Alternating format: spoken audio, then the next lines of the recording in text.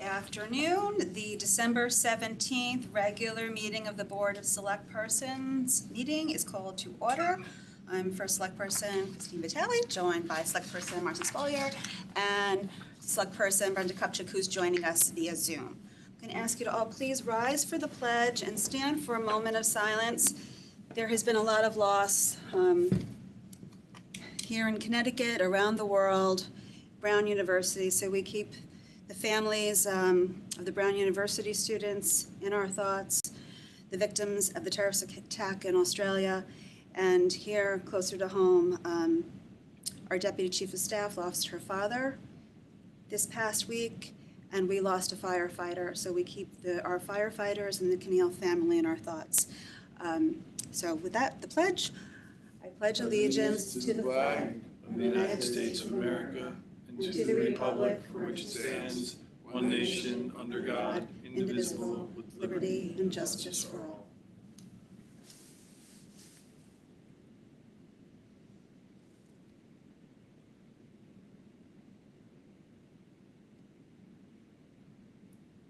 Thank you.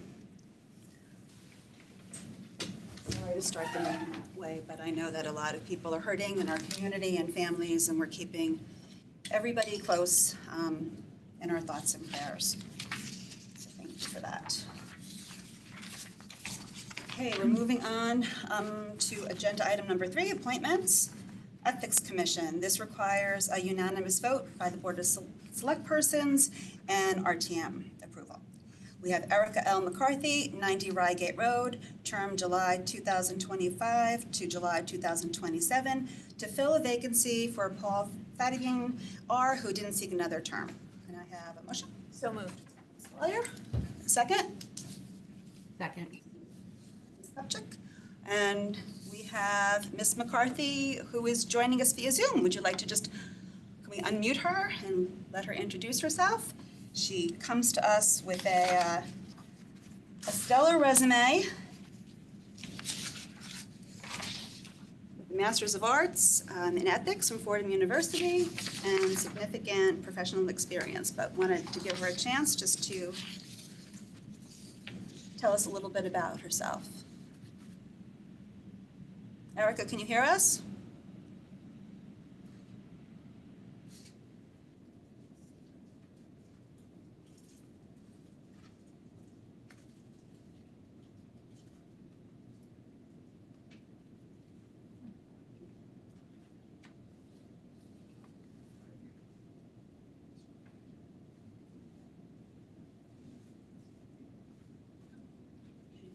She's unmuted.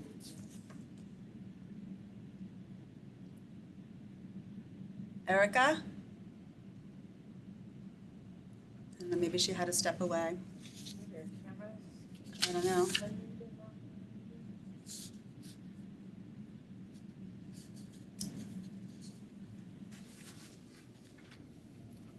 You have to accept.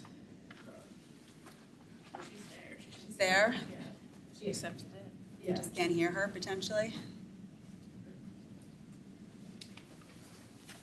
She's able to chat. Type in the chat that she can hear us. Oh.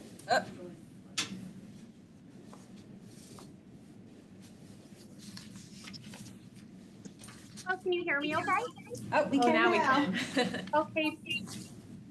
Perfect. Sorry about that. I joined from my phone. I was having some issues with the audio from my computer. So my apologies for that. As noted, thank you for the introduction. My name is Erica McCarthy. I've been a proud Fairfield resident for about the past 8 years or so. I'm a parent to children in the Fairfield school system and have been interested in pursuing opportunities for greater civic engagement within the town and community. So appreciate the board's consideration of me to the Ethics Commission. With respect to my relevant expertise, as noted, I'm a career compliance and regulatory professional. I have a graduate degree in ethics and previously spent several years working in compliance and regulatory affairs at Yale University. I currently work at Memorial Sloan Kettering Cancer Center, which, for those that may not be familiar, is a top cancer center located in New York City. I've been at Memorial Sloan Kettering for about 7 years and currently lead the institution's conflicts of interest program. In my tenure in the role, I've worked to revamp the institution's conflicts of interest program to really a best-in-class program within the field.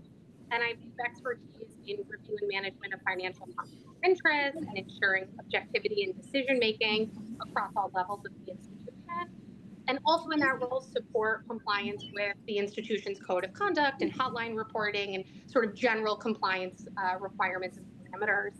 And I believe this skill set and background would be of relevance to the work of the Ethics Commission, and appreciate the board and RTM's consideration around the possibility of being able to leverage this skill set on behalf of the town. Thank you. Anyone have any questions for Ms. McCarthy? I just have comments. I was just very impressed when I looked at the resume, and I think you'll be a perfect fit for this board. I appreciate everyone who applied for this position. I think we had a lot of great resumes, but yours certainly stood out to me. So I thank you for standing up for this. Absolutely. Thank you so much. Thank you. Ms. Kupchak, any comment? You're okay. I'm fine. I just Okay. want to welcome you to the Ethics Commission, and thanks for stepping up to serve our community. Thank you so much. Thank you. Any public comment? Okay, seeing none, back to the board for a vote. All in favor? Aye. Aye. Motion carries 3-0. It's unanimous. Thank you, Ms. McCarthy. We will let you know when the RTM meeting is. The RTM usually asks for you to attend that meeting as well, just to introduce yourself. Their informational meeting, which is the third week in January, but we'll get you that exact date. And thank you, and have a Happy New Year if we don't see you before. Thank you, you all as well. Moving on to number 4, for Selectperson reappointment, Fairfield Housing Authority, Rita Waterman, D, 39 Benson Place, term November 2025 to November 2030. Ms. Waterman currently serves and has expressed an interest to continue on for the 5-year term. So we thank her for her past and future service. Moving on to number 5, Purchasing Authority. We have Mr. Tulin here, possibly backed up by Mr. Barnhart. To hear, consider, and act on authorizing the purchasing authority to enter into a contractual services agreement between the town of Fairfield and Dockside Construction Services, LLC of Meriden CT to provide labor, tools, incidental materials, equipment, and all else necessary to provide handyman services as needed to income-eligible homeowners as detailed in the town of Fairfield bid 2026-18 and the Dockside bid submission dated November 17th, 2025 for an initial 1-year term with up to 4 additional optional 1-year renewals for a total contract term not to exceed 5 years. So moved. Collier, seconded by Ms. Kupchak. Mr. Tulin. Thank you. Adam Tulin, Purchasing Director. And Mr. Barnhart here can answer any questions you might have specifically about the program. But in terms of purchasing policy, procurement requirements here, we put this out to bid. We got a pretty good response. We heard back from 3 potential vendors. We've gone with the lowest responsive bidder. I believe their hourly rates are at $85 an hour. And it's just for sort of as needed repairs that come up for clients of Mark's department. In terms of the structure of the contract, this is in line with other contracts we've been doing like this, trying to get vendors under these sort of master service agreements where we have locked-in rates that enable us to move a little bit more efficiently as projects come about. Just briefly, Mark Barnhart, Director of Community Economic Development. This program, as the board may also be aware, is funded through the Community Development Block Grant Program. We provide up to 8 hours of labor services to income-eligible homeowners to do minor repairs around the house. This is a change in vendor from our prior vendor. We did go out to bid. We did meet with the company, and we're satisfied that they're able to perform the service. They did get glowing reviews from other references, so we're confident that they'll be able to provide the services under the bid terms. Any questions?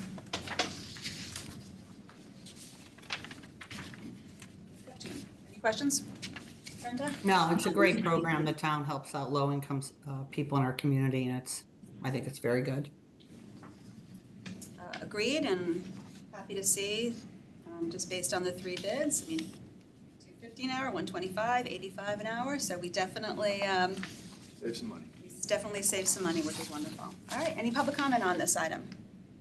Seeing none, back to the board for a vote. All in favor? Aye. Motion carries 3-0. Thank you. Thank you. Happy holidays. Holidays. Moving on to agenda item number 6, purchasing authority. We have Mr. Pullen again, joined by Anthony Calabrese. To hear, consider, and act on authorizing the purchasing authority to enter into a standard form of agreement between the town of Fairfield and Silver Petroselli and Associates of Hampton, Connecticut, to provide design services and all else necessary for the Adaptive Recreation Center renovations at 240 Colony Street as detailed in the Town of Fairfield RFP 2026-16 and the Silver Petroselli RFP submission dated November 18th, 2025, with an initial base contract in the amount not to exceed $224,000, with additional authority to enter into necessary change orders in an amount not to exceed the approved funding for the project. Do I have a motion? Ms. Follier, seconded by Ms. Kopchak. Mr. Tulin. I've never asked you, would you like me to make these longer? Yeah, so again, as the resolution stated, this comes from RFP 2026-16. As a purchasing guy, I could say this is sort of an exciting RFP in that we got 11 responses. I think that's nice in a couple ways. One, you might notice a sort of familiar name as the awarded vendor, but I think it's telling that we got such a strong response and they still came out on top. I think that's sort of reassuring, the work we do with them and have done with them. That's really all I have to say about the contract. It's a standard professional services agreement coming off of a successful RFP process. So if you have project-specific questions, I think Anthony or Joe from Capital Projects team could better answer those. Any questions? Could you just remind the public that might be listening a little bit about this and what the total cost is going to be? Yeah, well, I think that's just to give an update on this project. It's exciting. I'm taking maybe all those people that put in a bid want to be part of something that's going to do such great things for the town. Good afternoon.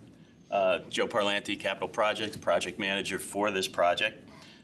Adaptive Rec Center is going to be, it's an exciting project. It's in an existing 6,000 square foot facility. We'll be working with the architects to develop the interior, working with Parks and Rec and Anthony's group. We're looking at developing it into classrooms, life skill classrooms, possibly a half gym or a full gym. But we're going to try to utilize that space as much as we can and get as much out of that 6,000 square foot as we can. So that's the objective, working with the architects. There will be some exterior work. ADA accessibility is important for this project. So we'll be working with the architects on that also. And of course, we're going to be working with them budgetary to make sure that they bring this in at a reasonable price that we could build it. I can just add one thing, sorry. To Ms. Kupchak's question about funding, we were awarded a $2.5 million grant from the state, so we do have that to apply towards this, and there was $500,000 put towards the design that was approved already. So this bid, as you can see, came in less than that $500,000, so we're already off to a good start. So knock on wood, it stays that way. Thank you, Anthony. That's helpful. I'm just excited about this project moving forward further. And there was, just for the public's sake, there was a town hall meeting to get feedback just from residents. Can you just speak to how that feedback might be playing into the process? Yeah, of course. So we did host a town hall initially about 6 months ago, I believe at this point, it feels like, just to kind of get feedback. We had roughly 85 participants that came out. What we did with our bid that we just put out for design services is we included 3 mandatory town hall meetings as well. So as we start this process with Silver Petroselli, we will be hosting those town halls. You know, they'll come to the table, get ideas from the public, go back, put that into the design. We're going to come back, host another town hall, and again, kind of go through that process up to 3 times. So this will be a back and forth with the public. This isn't, you know, this is what Anthony wants. This would be what the community wants and needs. So. Thank you. I forget what meeting this is probably more for construction, but putting it on the record, there's some bricks on the existing property that Yes. were purchased. Want to make sure that those are Yeah, we will those are definitely preserved. take that into consideration and use that as part of the design too, the new design. And also, this, for the public's sake, this is part of a larger facility. Sullivan McKinney Elder Housing is there. So would just ask, as we're moving forward on any sort of design work, that we just keep in communication with them. Yes, we've done so already, so we're definitely involved with their redesign too, possible redesign or upgrades. Okay, I think we're good. Any public comment on this item? Seeing none, back to the board for a vote. All in favor? Aye. Motion carries 3-0. Thank you.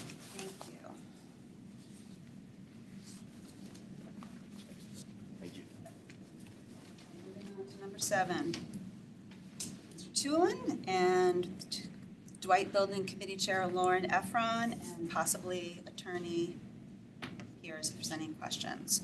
To hear, consider, and act on authorizing the purchasing authority to enter into a professional services agreement between the town of Fairfield and Collier's project leaders of Madison, Connecticut, to provide project management oversight services and all else necessary for the Dwight Elementary School new building with Early Childhood Center project as detailed in the town of Fairfield RFP 2026-26 and the Collier's submission dated November 18th, 2025, with a total project fee not to exceed $1,140,300 with additional authority to enter into necessary change orders in an amount not to exceed the approved funding for the project. Can I have a motion? So moved.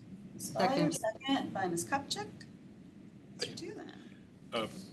Yes, thank you. So just a couple quick things. I don't know if that dollar amount sounds intimidating or scary. I just want to point out that's a potential maximum cost over the course of the entire project, through design, through construction, through closeout. So we're talking multiple years here. So it's not like we're just giving them $1 million. So I just wanted to point that out first. So we put out this RFP. We sort of the opposite of the last item I presented. We only received 2 submissions, one of which ultimately rescinded their submission. That being said, we still proceeded with a full RFP review process. We included the Dwight Building Committee, brought in Colliers, held them, did a formal interview with them as if there was competition, and I believe it was a unanimous decision was still decided on to proceed with them. We have a strong track record with them on a number of projects over the last 8 to 10 years. So we're here to get your approval to enter into an agreement with them. I will say, in terms of the number of submissions, I am curious. We're about to issue another similar RFP for the sort of unrelated, but we're about to issue another similar RFP for the school vestibule projects, and I am curious to see if the response is the same, or if we can get other players, get some competition going. So, but at the end of the day, Colliers has been a fantastic partner to the town. They've not steered us wrong in our other recent projects with them, and the committee felt strongly that it was a good decision to proceed with them. I can just second everything Adam said. We really felt that they had a a very thorough and competitive bid. And when we weighted against the initial other bidder in the process, it was clear that Colliers was leagues above, and just in terms of their experience and quite frankly, just the presentation itself was free of grammatical errors and the numbers were all correct. I called all of their references, and we as a group decided after speaking with them for well over an hour that they were definitely the right partner for this project. So the only thing I would like to point out, and I spoke already to First Selectman Vitale, First Select Woman, I believe it was just changed, correct? Person, thank you. And also to the Chair of the Board of Finance, Craig Curley, the timeline that they laid out is different from the Spagals report. They believe that the design phase needs to be extended by quite some time, and that the project end date would be closer to fall of 2029. But they still felt that given the budget that we have, that it was doable, and I let them know in no uncertain terms that the budget is fixed, and we really are not interested in extending beyond that. And if there's any way to get closer to that original timeline, that would be our goal. Bring to the board for comment and questions first. Adam, have we looked at like other school districts, other buildings, places, other things to see what companies are going into there? Like, is there not an availability of people that are doing this type of work? Or You mean other PMOs? It does seem that, at least in our area, that Colliers is the leader, for a reason. I'm sure that there is capacity in other towns, but, that there are other companies that are bidding, but at least from what I can tell in and around our area, Colliers seems to be the preferred partner. It's a bit of I don't want to call it a niche, but there's an interesting combination of firms that do this work. And it seems like it's either engineering firms, will have like a PMO or owner's rep wing, or the construction companies themselves will have it. And I think what we faced in this project is maybe some of the competition were these construction companies that ultimately would rather get a crack at the bigger construction project as opposed to relatively smaller owner's rep work. Yeah, I think Colliers, this is what they do. This is it. They are not architects, they are not CMs, even though they have people with experience in both of those capacities among their ranks. But this is really what they do. They've been around for 2 decades. The other company that we were looking at are primarily CMs, and they've been doing it for 6 decades, but had very little PMO experience. So I feel confident, not only given the decade of experience that we have. I mean, they go back to like Riverfields, the expansion for Riverfield, that was like their initial project that they worked on, and then pretty much every school project since, and a few others. I believe they worked on the golf course, right? Yeah, that was very successful. Yeah, the clubhouse.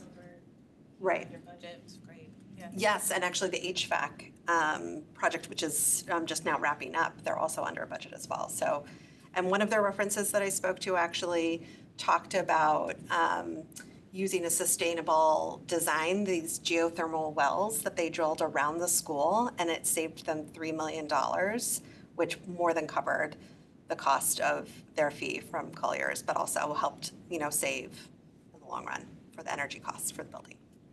Yeah, I did just want to reiterate what Lauren said, that yes, we have a lot of Fairfield experience with them, but I think it was really nice to hear all of the positive references that.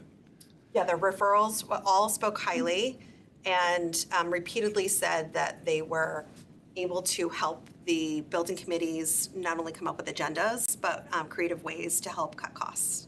So, I mean, that really was a highlight for me. Can you remind me, you said that, so now that they're saying the timeline is fall of 2020. So initially, Spagals, the feasibility study that was commissioned by the town, had a timeline ending in fall of 2028. really like May to June, and then, you know, by the start of the school year for 2028, it would be on board, and then they would be able to proceed with the demolition of the old school. This is back further by a year. So they are anticipating that the design phase is going to go from 9 months to 17. I pushed back on that considerably, and just because it was so different than what we had all sort of had our minds wrapped around based on the feasibility study. And they said that there might be the ability to shave off some months, but they didn't want to rush this process, and that they had done 8 other full build, you know, from start to finish schools across the state, and that was in keeping with those timelines as well, the 17 months. So I was shocked, but I also think that they are the experts on this, and they certainly might know what they're talking about. I just don't want it to impact the budget, so. Are we stuck on like the move-in date of being a fall move-in date, or is there ever any consideration that like we would move schools midway through? I don't know if any of the studies reflected that. Yeah, I don't believe, I mean, the Silver Petroselli study initially also had a fall move-in date. I think the idea is that you would finish the construction by May or June and do, you know, all the commissioning, make sure that all the systems are running, and then you have to actually fill it with the FF&E, all the you know, like furniture and the chairs and all the things that go into, you know, making classrooms, you know, special. And then once that is all done, then you get the staff back in, and I mean, that typically happens in the beginning of August anyway. So I'm not saying it's impossible. I just, as a committee, we haven't spoke about the possibility of doing like, you know, trying to finish it at like the end of November and then use like the December break, which is really only 2 weeks to try to holidays. Right, to onboard the new building. I think that might be a little tricky. And I think it's really very, very early in the process Right. in It's terms true. of really getting the timeline and, And I don't think that they're necessarily the drivers. I think the town is, and if it's in our best interest, and certainly if it's going to save costs, but without cutting any corners, we would like to see it shortened if possible. I also liked how the contract includes like extended past when everyone's moved into the building. I think Yes. that's important to note, that it's not like we're done, cut off, and that's end. It extends past that date, so that was nice to see that. And from like a paperwork standpoint, this project is going to live on for years after the boots on the ground are done. Right. You know, the state might not audit it for years afterwards. But just quickly in terms of next steps, if you guys approve this contract, next steps, they will then help us develop the design RFP to get an architect on board. You know, we're looking to do that in January, so they can actually get that design process, so we can get that design process started. So we'll be before you again, not very long in the future for a contract for an architect. And just in terms of updates, so you're aware, when I spoke with the chair of the Board of Finance, he asked that we go back to a process that I guess has been done in the past when he had been chair for the building committee for the clubhouse. It was, I guess, tradition for the chair to give quarterly report updates to the Board of Finance, and he requested that I do that, and I have no problem whatsoever doing that. And if you would like updates here, the Board of Selectmen, we can accommodate that as well. we definitely would, because you definitely on the Buildings Committee report to the Board of Selectmen, and I don't necessarily know if it needs to be quarterly, because we don't get the same type of quarterly financial reports as the Board of Finance does, but we'll be in touch just in terms of, well, the contracts are obviously going to be coming before us, so we're going to be having these discussions more frequently in a way the Board of Finance wouldn't. So I appreciate, you know, why they would, and I'm sure the Board of Ed is going to want updates periodically as well from the committee. And Mr. Gonzalo from our project management group is here also. Asked him just to get more involved in your committee. Right now, we're trying to move a lot of the town projects forward to serve as a resource to the committee as well, and especially if we're looking to tighten the timeline and reporting out to other boards. You know, in the charge that the Board of Selectmen approved, it was the appointed members of the public, but also the project managers on both the town and the Board of Education side are a resource, and I know that Mr. Papageorge has helped you as well through the process, and just encourage the committee to lean on them. Their expertise in terms of the next phase, and for Mr. Tulin for purchasing, just in terms of getting the most qualified people and for the best price. And I know that we owe you another, you had a resignation, and I'm sorry for your building committee. It's going to be a priority to get you somebody for the next RTM round. We've been of able approval. to make quorum, but yes, there are times when it's a bit of a challenge, but everyone who's on the board is very dedicated and committed, and they've all stepped up and done a great job. So I feel confident in the members that we have right now being able to carry out the duties assigned to us. Agreed, and you're at the beginning, so it's a little bit easier to be maybe just starting out, but we definitely want to get you fully staffed. And again, if you need anything, just That's fine. if you feel free, we will definitely keep an eye on your meetings. If you feel like there's something that you want to update us on outside of, a contract approval, we will be happy to put you on an agenda as well. All right, Ms. Kupchak, any questions for Ms. Efron? Well, not for Ms. Efron, Or- actually for you. Yeah. So I'm a little confused. I mean, listen, I know Collier's work. They've done a lot of great work for the town over the years. They're very good. But, the late first selectman and the prior COO, sold the capital projects team and the expenditure that we made, or they made, and we were told about later on this entire new department that was going to handle all this stuff. And I recall them saying they were going to be able to handle school projects as well. And that was the sell for this brand new, expensive, in my opinion, department. And honestly, $1 million when I thought we were going to be saving money with this department. So I'm a little confused about what role the capital project team is going to be having in the future with these big projects. Are we going to keep spending? Because that was the sell. The sell was we weren't going to have to have project managers anymore because we were going to be doing it in-house to save us money. So I'm not completely understanding it.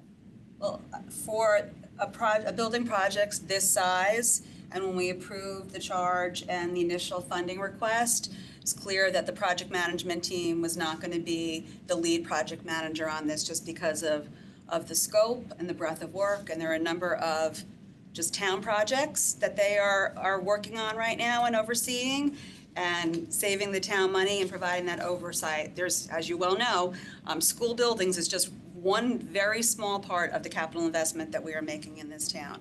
Project managers are overseeing road projects, sidewalk project, tide gate projects, bridges. Mr. Gonzalez here, WPCA upgrades, all the major investments in other parts of town. And the investment in that group was moving people around, existing personnel around, not really hiring an entirely new department. But I don't want to get too off topic from just approving this. But the role that they will be playing is to provide professional support to the committee, and looking at ways similar to what they're doing now to projects that have project managers to potentially take on some of the work and provide advisement. And Mr. Gonzalez, anything else you want to add, I invite you just to the podium as well. But if you think I covered it, I think that we're good on that. If I could just speak to Ms. Kupchak's comment, I found through this process of just sort of interviewing and speaking to the references for Collier's and the other potential bidder, it has really become industry standard, especially with school construction across the state, that you have to have a PMO for these big projects. Actually, in Massachusetts, it's actually now part of the legislature. They are required to have a PMO on all school buildings. Connecticut hasn't moved towards that yet, but I think they're overall seeing the benefit of having, a firm that would sort of act as a liaison, not just for the building committee, to be able to conduct business with the architects and the CMs, but also for the town itself, sort of like a trusted source, if you will, an industry insider who can help, guide us along. Yes, among our ranks in the building committee, we have people who do have this experience, but not as extensive as what Collier's has. No, I agree, and we've always used project managers, so that's just asking the question because of the new department and the funding that and I have to say, I just want to comment that 29 is concerning to me, as I know it is to you as the chairperson. Obviously we spent money on this whole study that took a year, and now it's, pushing it back, and it's a significant amount of money. It's huge, and it's the most expensive thing we'll be doing in town for quite some time, next to WPCA at some point, but yeah, 29 is not great. I mean, I have a child there, and they will have graduated by the I time. know, I'm sorry. It's okay. I didn't do it for that, and I think all of us on the committee, even the other Dwight parent, really the driving force is to make sure that this is a safe building, that it is something that the whole town of Fairfield can be proud of, and that hopefully it will set a standard for elementary schools going forward for Fairfield. Absolutely. No one is debating that this is a large investment for our community and our town, which is why I feel confident that having in-house project managers giving a look at this, as well as a professional like Colliers who is an expert in the field, we know just from our own experience in seeing major school building projects forward, that they know Fairfield, they know the state process, and knock on wood, have saved us money. Projects have come under budget. Yeah, I fully anticipate they will be able to. Not making any promises to that, but I think that their track record is a good one here, and I absolutely agree. It'd be wonderful if we had more people reaching out and bidding on this, but comfortable with the selection of the committee. One of my new favorite terms, I'm sure you're all familiar with this, value engineering. So we will be making sure that we can do everything possible to keep it on budget. Regardless. Proceed with caution. I understand. I know. Because very often things that are value engineered in 1 year come back 3 years later. No, okay. Sometimes being more expensive, so definitely I would just proceed with caution. Not saying don't do it, but. Understood. Any public comment on this? Seeing none, back to the board for vote. All in favor? Aye. Aye. Opposed? Aye. Okay, motion carries 3-0. Thank you.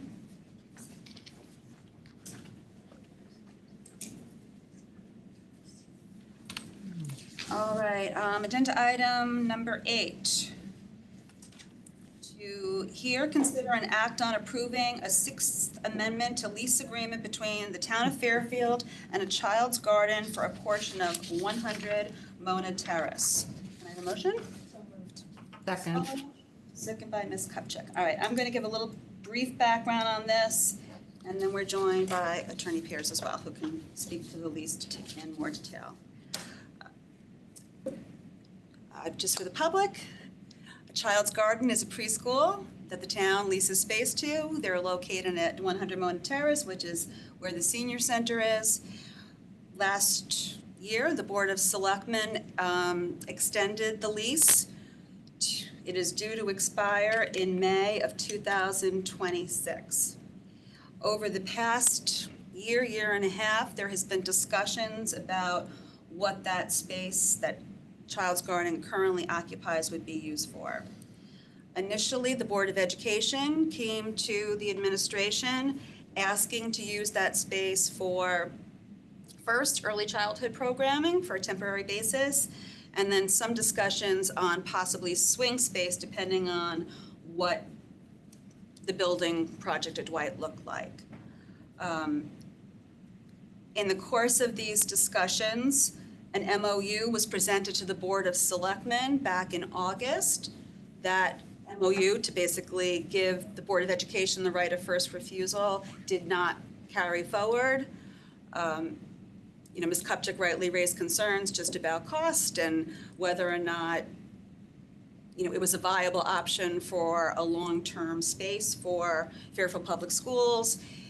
In the ensuing months, the school district did just some cost analysis on what it would take to bring that space up to their standards to even temporarily house students. I think costing was getting to be around $1 million for security and some of the other upgrades. And once Dwight got approved, they went in another direction. So not bringing forward an MOU to bring the Board of Ed there, they kind of didn't have the need, and now that they know they're going to have an early childhood space at Dwight. We know that, as shared in past meetings, that early childhood space is at a premium. The school district is adding additional spaces. Those are for 3 and older. Still a need for infant care. Thankfully, we have a lot of new daycare facilities coming up online in town, but there are still waiting lists, and the parents and families that are currently at a child's garden are concerned about future childcare for their kids. The owner had been in communication with the town over the last year looking for an alternative location. Nothing has really come to fruition, so there isn't a place for a child's garden to currently move, and the end of the lease is fast approaching. I do want to say, and as discussed in this meeting before, there are other town needs for that space. We spoke about the nurses who are currently in a portable building behind 100 Mona Terrace. The ultimate goal would bring them into bricks and mortar. We're not there yet. We need to have a plan in order to do that. So based on feedback from this board, members of the community, and ongoing conversations with the parents of a child's garden, we continued conversations with the owner and negotiated a lease that would bring the rent up to fair market value, because there was concern that the lease was not comparable to what other daycare facilities were paying in town, and we wanted to be fair and equitable to other business owners. We also reached out to Mr. Calabrese and Mr. Marco and just had the conversation with them before we move forward.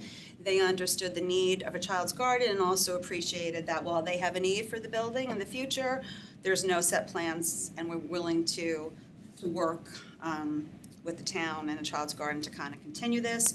As part of the lease, some of the hours and access to the community spaces has changed. So they would have access to the spaces they need to support programming for our seniors. And that's that. In addition, the lease would be extended to the end of August of 2027. That came at the request of parents, just so they would know that they would have childcare through the summer. Mr. Piers, I don't know if I left anything out there. We had an appraisal done to bring us to the fair market value for the rent. Yeah, I mean, so we used a professional appraiser to do a rent study to determine what the fair market rent of the property would be. As far as I'm aware, no rent study was ever done for this property, and when the lease was renewed last time, the thought was this was temporary and they weren't brought up to market. It was just a 3% increase. This brings the rent up to market based on the appraiser's opinion.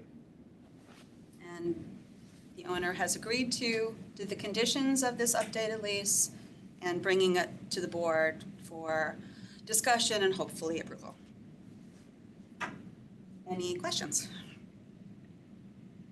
I mean, I hate to say I told you so. Told you so. You don't I have just, it's a little unfortunate that the whole, child's garden parent community had to go through what I thought was really unnecessary angst and a lot of hostility and just not good. But here we are. So, I'd be curious. I mean, if we're doing a rental analysis, because I'm assuming upping it this much is going to impact the parents, right? Because now their rates are going to go up. I would think, though, I mean, I've been to a lot of the local daycares in town. Obviously, the majority of them are fairly new builds, very new, clean. I mean, obviously, Child's Garden is very old. It hasn't been updated. It really can't be because of the flood things and all of that. So was that taken into consideration when this market value analysis was done? So the appraiser valued what's there. He didn't value the potential ability to improve the property, because I don't think the current tenant intends to invest in the property. It's intended to be a short-term lease. Right. So there's no expectation that he's going to be making improvements, and the appraiser valued what's there. So this was his opinion on what was there. If you look at the rental analysis that's in the backup, the market rents that are being achieved at sites that you mentioned for new daycares are, 2 or even more than that higher, two to 3 times higher, I think, maybe not 3, but over 2 times higher. Okay. So it does reflect the condition of the property. In addition, in the lease that's before you, there is a cap on the amount of tuition increases he can pass on to the customers. So that remains the same, that he can only do 3% increases. That was agreed to by the tenant, and that was something the parents requested so they had protection against increases. Okay, very good. Thank you for that answer.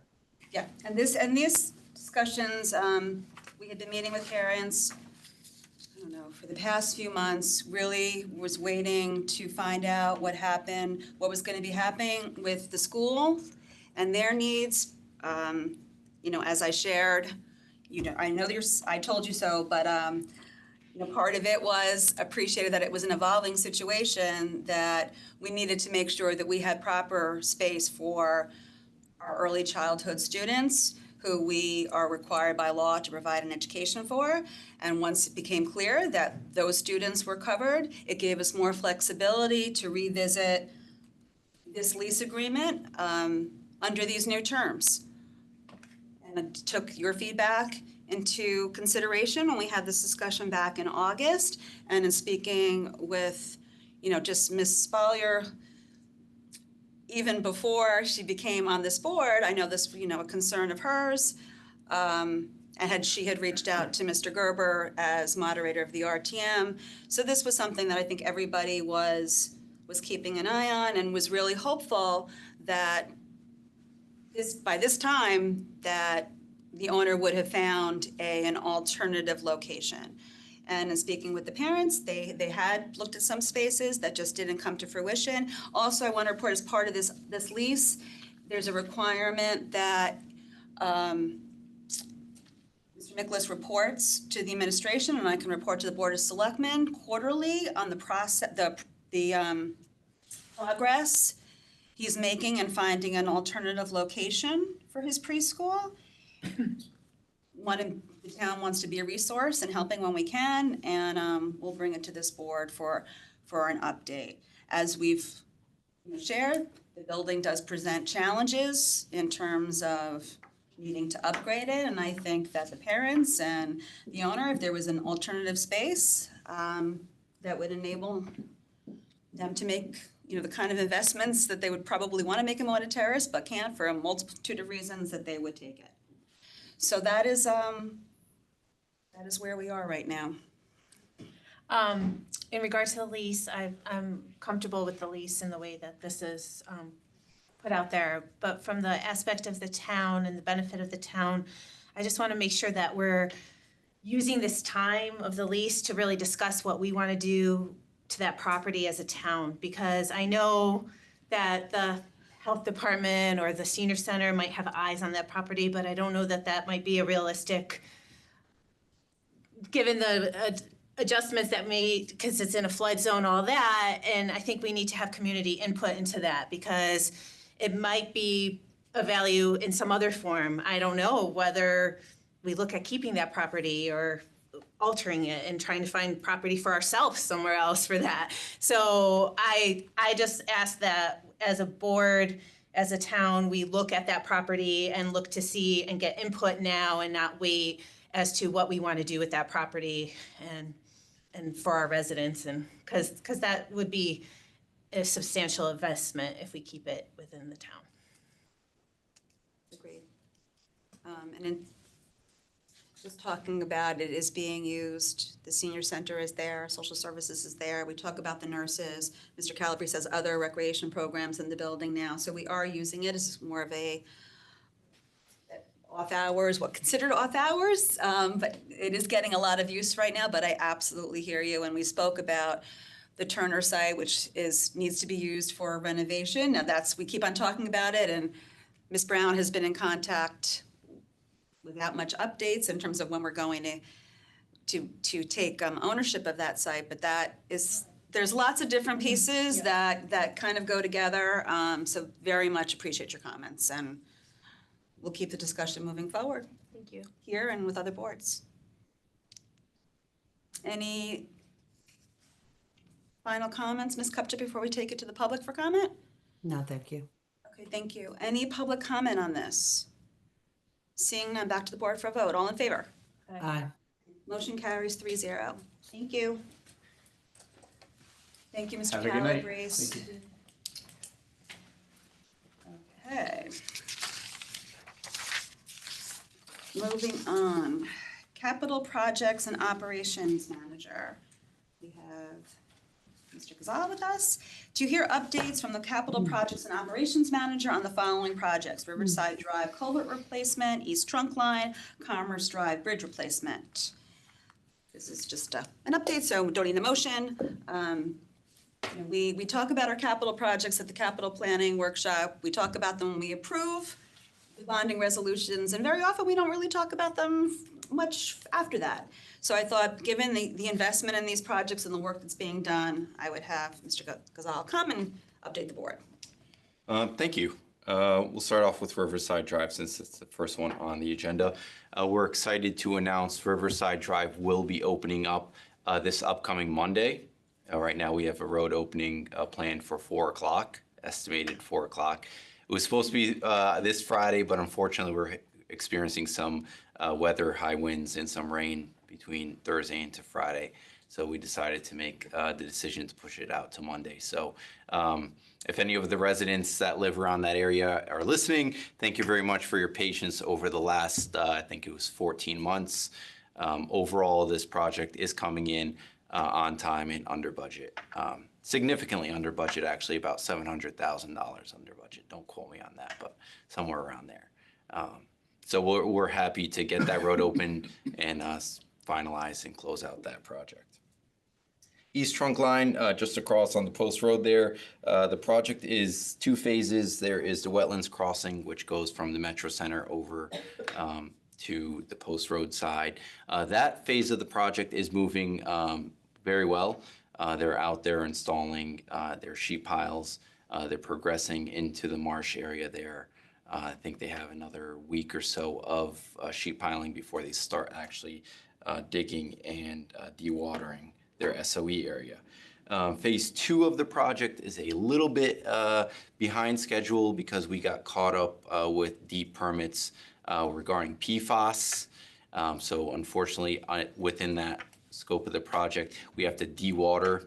Our plan was to dewater the excavation.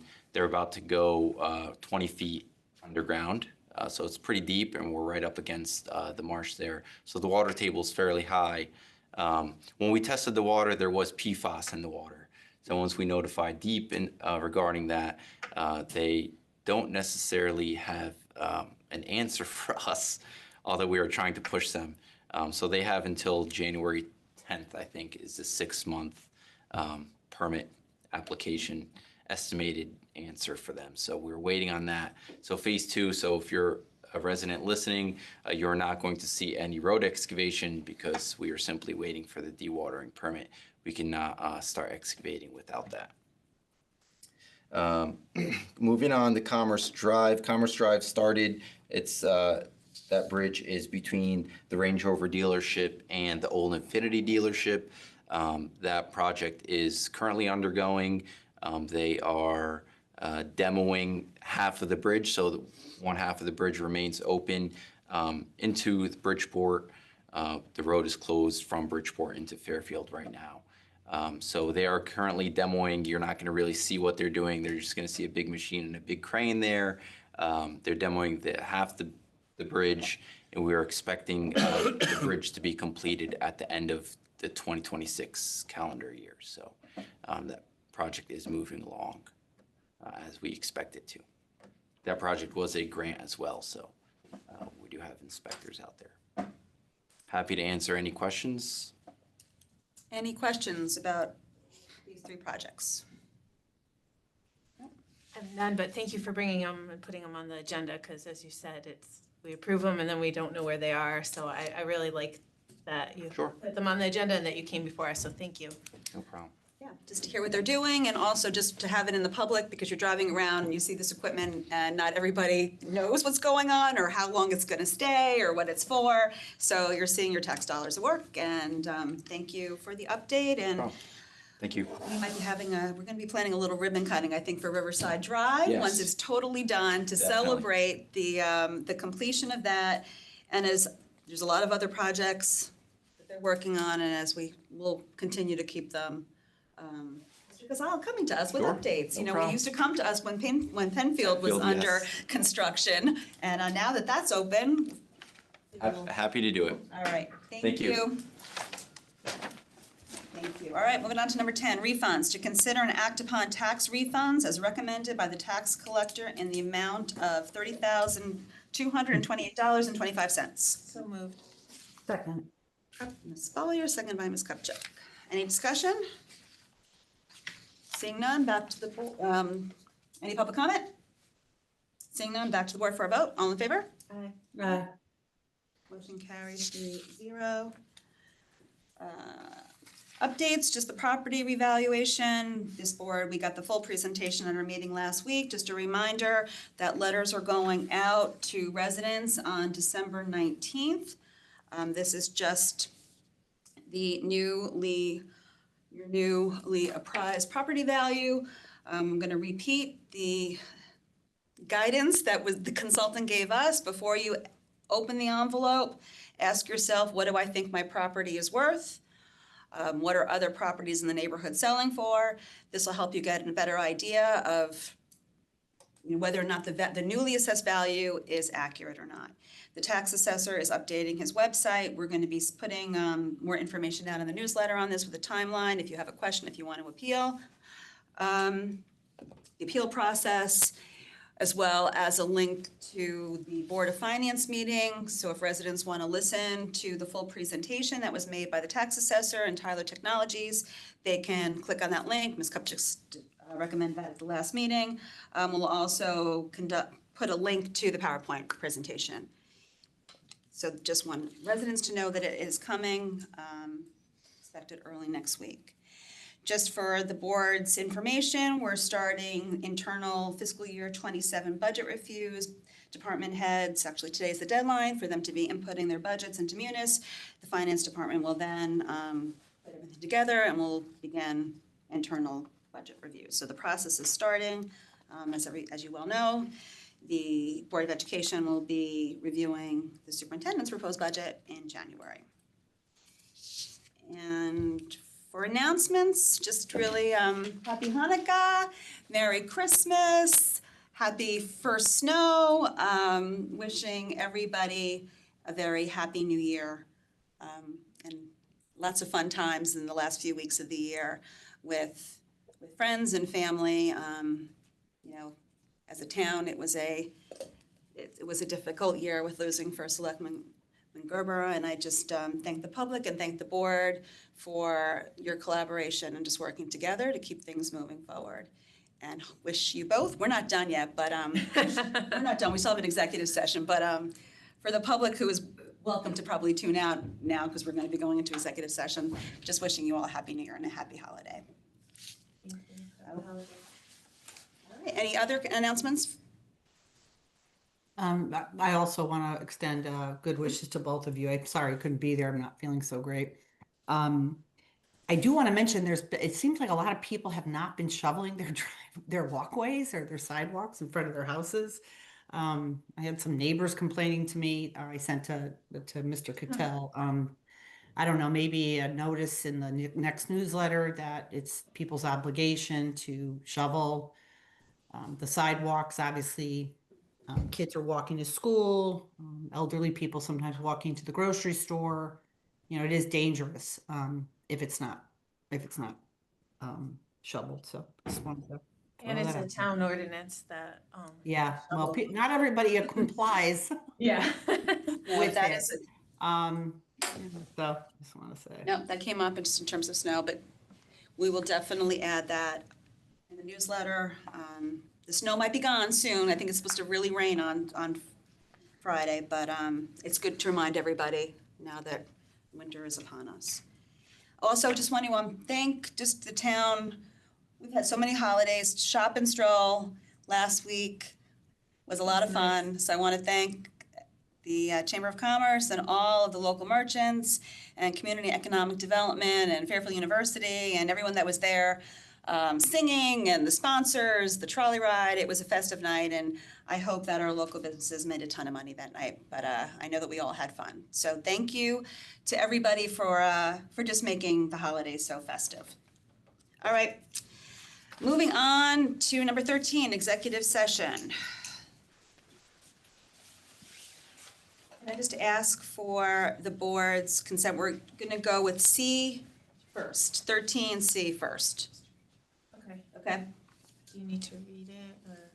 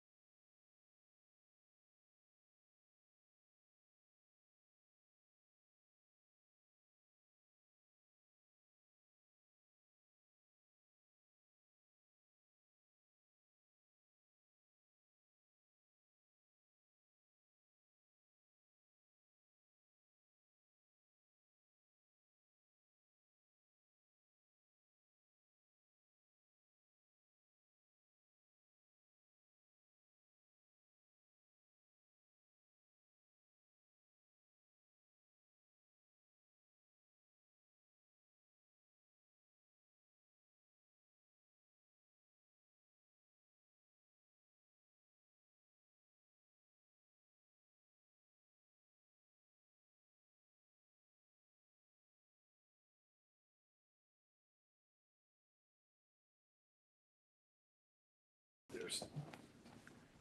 Miss that.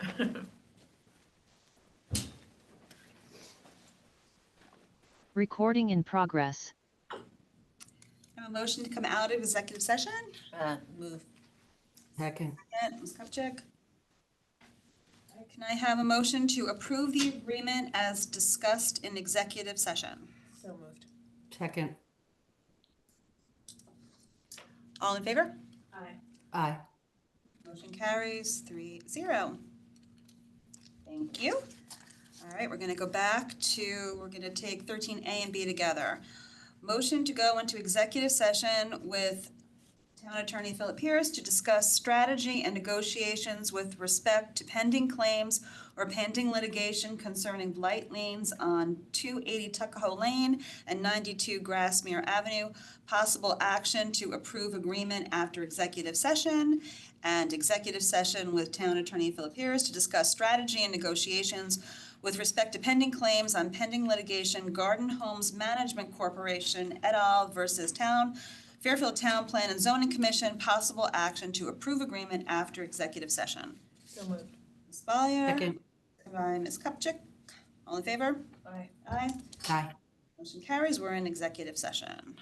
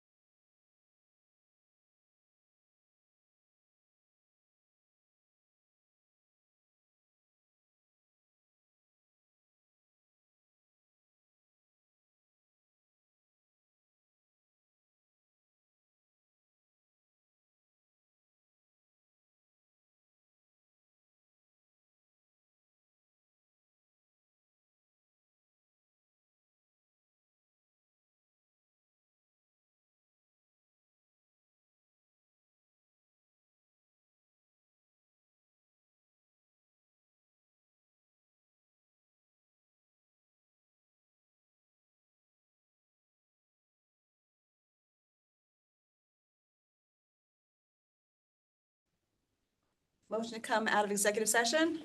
So moved. Second. All in favor? Aye. Aye. We're out of executive session. Motion to approve the 2 settlement agreements as discussed in executive session. So moved. Second. Follow, second by Ms. Kupchak. All in favor? Aye. Aye. Motion carries 3-0. Thank you. Motion to adjourn? So moved. Ms. Follier? Second. Ms. Kupchak? All in favor? Aye. Aye. Motion carries. We are adjourned. Feel better, Brenda. Oh, thank you. I mean, really, ugh. I don't want to give you anything. Get it over I'm on this week. antibiotic for 1 full day, so. All right. Well, that's smart that you went to the doctor and you got medicine. Well, I waited a week and a half. We did A and B together. Oh, okay. Thank you. All right. Well, Well, happy holidays, ladies. you'll be better. Merry Christmas. You too.